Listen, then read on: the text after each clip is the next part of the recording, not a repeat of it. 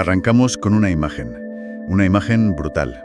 Brasil, 8 de enero de 1973. Uf, En el depósito de cadáveres de Recife yace el cuerpo de una joven activista, 28 años, embarazada de 5 meses.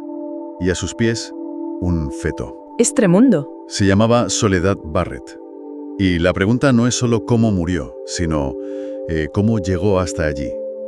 ¿Qué cadena de exilios, de lucha, de amor, la llevó a ser traicionada por el hombre en el que más confiaba? El padre del hijo que esperaba, además. Exacto. Para reconstruir esta historia vamos a tirar de una biografía muy completa que hemos encontrado en la web Portal Guaraní. Que a su vez se basa en el libro Rebeldes por la Patria, de Roberto Paredes. Eso es. Y nuestra misión hoy es desgranar la vida de Soledad. Una vida que es, un espejo de la época más convulsa de América Latina, marcada por un compromiso increíble y una herencia familiar que, como veremos, parece casi un destino. Es que esa es la clave. La historia de Soledad no puede entenderse como una tragedia individual, aislada. Para nada. Es el reflejo perfecto de un continente en llamas. Estamos en plena Guerra Fría, con dictaduras militares, por casi todo el Cono Sur. Claro. Y para toda una generación, la lucha armada no parecía una opción, parecía la única salida. Y su vida es un viaje por el epicentro de esa lucha. Nace en Paraguay, se exilia a Argentina, luego a Uruguay, combate en Brasil. Su historia personal dibuja el mapa de la resistencia de la época. Y para trazar ese mapa, el material nos obliga a empezar mucho antes, una generación atrás. Con su abuelo. Sí. La biografía dice una frase potentísima, que Soledad era incapaz de huir de los genes revolucionarios de su abuelo. Hablemos de este hombre, Rafael Barrett. Un personaje legendario en Paraguay. Su apellido ya era un símbolo de rebeldía mucho antes de que naciera Soledad. Totalmente. Nace en España, pero en 1904 se instala en Paraguay. Era periodista, escritor, anarquista, con una influencia tremenda. Y su obra más famosa, El dolor paraguayo. Una denuncia brutal. Describe las condiciones de casi esclavitud de los mensús, los trabajadores de los yerbatales. Pero no era solo un intelectual que escribía. No, se implicaba hasta las trancas. En 1908, durante un golpe de Estado, el tipo está en la calle organizando la atención a los heridos. No era un intelectual de salón, para nada. Y claro, eso le costó caro. Por sus artículos en el periódico Germinal, donde no se cortaba un pelo, lo apresan. Y lo destierran a Brasil. Exacto. Pero lo interesante aquí es esa idea de la herencia. No es biológico, claro. Es ideológico. Eso es. El anarquismo de Rafael, esa mezcla de pensamiento radical y acción directa de poner el cuerpo, crea una cultura familiar, un precedente. Soledad no parte de cero, hereda un nombre que en Paraguay ya significa lucha. Es como si lo llevaran el ADN. Y esa lucha, para ella, empieza casi desde la cuna. Nace en Paraguay en el 45. Y a los 3 meses, fuera. A los 3 meses, la familia tiene que salir pitando a Argentina. Huyen de la dictadura de Higinio Morínigo. Luego vuelven, pero Para meterse en otra. Soledad pasa toda su adolescencia bajo la dictadura de Stroessner, que arranca en 1954. Y claro, se mete de lleno en la oposición. en el Frente Juvenil Estudiantil, el FULNA. Sí, y al final la represión es tan fuerte que... otro exilio. Esta vez a Uruguay. Un no parar. Es que hay que entender el ambiente en Paraguay aún desde los 50. La oposición había llegado a la conclusión de que la vía pacífica estaba muerta. La única opción era la lucha armada. Claro, el FULNA, donde ella militaba, apostaba por eso. Exacto. Hubo incursiones guerrilleras y la respuesta de Stroessner fue de una brutalidad salvaje. El exilio no era una elección, era sobrevivir. Y en ese momento Uruguay parecía un oasis, la Suiza de América. Parecía. Porque es justo ahí donde Soledad vive un episodio que te hiela la sangre. Ocurre el 6 de julio de 1962. Tenía 17 años. 17.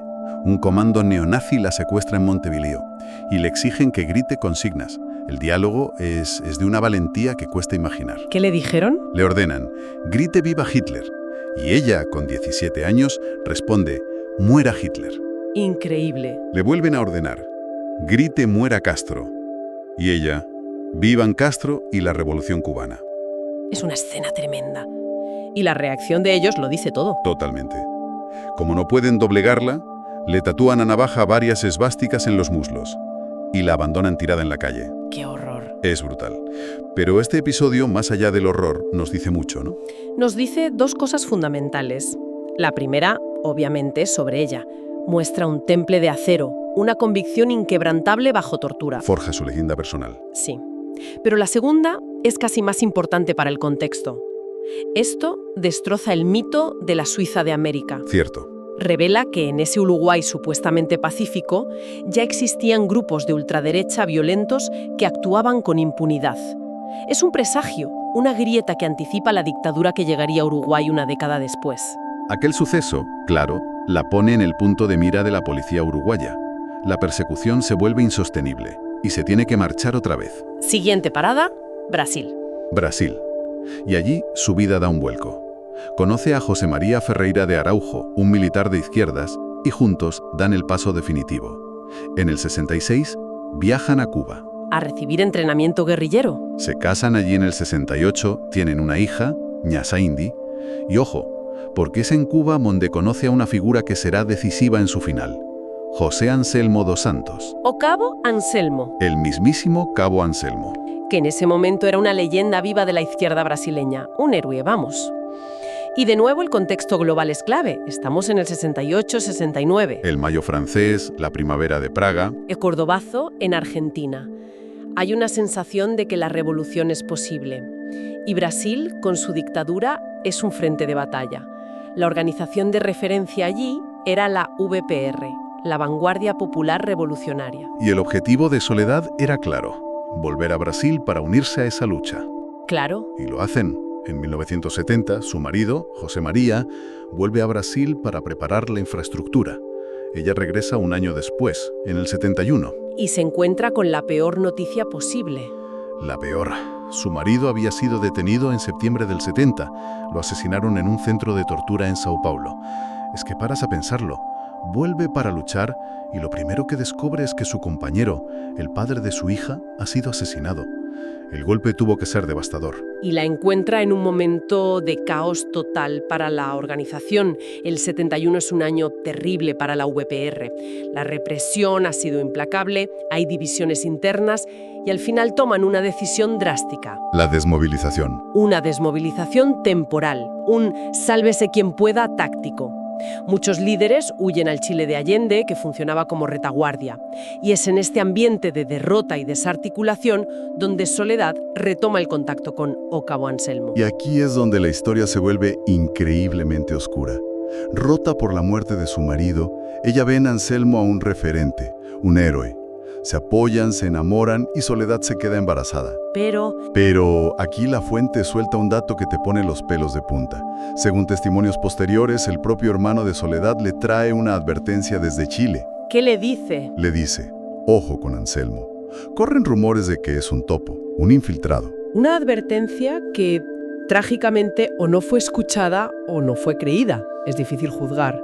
En el ambiente de paranoia de la clandestinidad, a veces esas acusaciones se usaban para destruir a rivales, y Anselmo era una figura demasiado mítica. El caso es que la relación sigue, y llegamos a ese 8 de enero de 1973. La versión oficial de la dictadura, la que salió en los periódicos, fue que hubo un tiroteo. En una granja, la chácara de Sao Bento. Exacto, un enfrentamiento. Según la policía, de los 7 guerrilleros que habían en la casa, 6 murieron en combate. El único superviviente, ¡Qué casualidad! O Cabo Anselmo. Esa fue la mentira oficial que se mantuvo más de 20 años. La verdad no empezó a salir hasta 1995, con la democracia ya en Brasil y la creación de la Comisión Especial de Reconocimiento de los Muertos y Desaparecidos Políticos. Y el trabajo de esa comisión fue demoledor. Totalmente. Revisaron archivos, buscaron testigos y llegaron a una conclusión irrefutable. En la chácara de Sao Bento no hubo ningún enfrentamiento. Fue una farsa. Un montaje. La comisión demostró que los 6, José Manuel da Silva, Jarbas Pereira Marcansi, todos ellos, no murieron juntos. Los detuvieron en sitios y momentos diferentes. Los llevaron a la granja y allí los ejecutaron.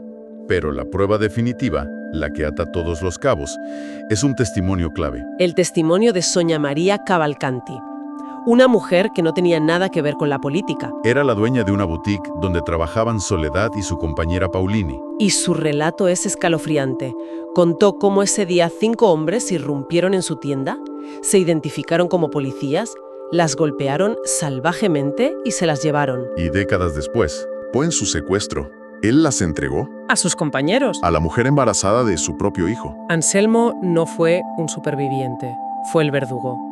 Su traición permitió a los militares desarticular no solo esa célula, sino gran parte de la resistencia. Fue una de las traiciones más devastadoras de la historia reciente de América Latina. Y el horror no acaba ahí. La abogada Mercia Alburquerque consiguió entrar en el depósito de cadáveres. Y su testimonio es casi imposible de leer. Uf, Describe a Pauline desnuda, con signos de tortura. A Jarbas, con marcas de haber sido estrangulado. Y la imagen final, Soledad, también desnuda, tenía a su alrededor mucha sangre y a sus pies un feto. qué barbaridad. La testigo del secuestro recordaba que mientras la golpeaban, Soledad solo repetía una pregunta. ¿Por qué? La respuesta estaba ahí. En la traición más inimaginable. Y esa escenificación del falso enfrentamiento era el modus operandi de las dictaduras. No bastaba con eliminarlos. Necesitaban construir una narrativa de guerra, de terroristas contra las fuerzas del orden. Para justificar la represión. Claro.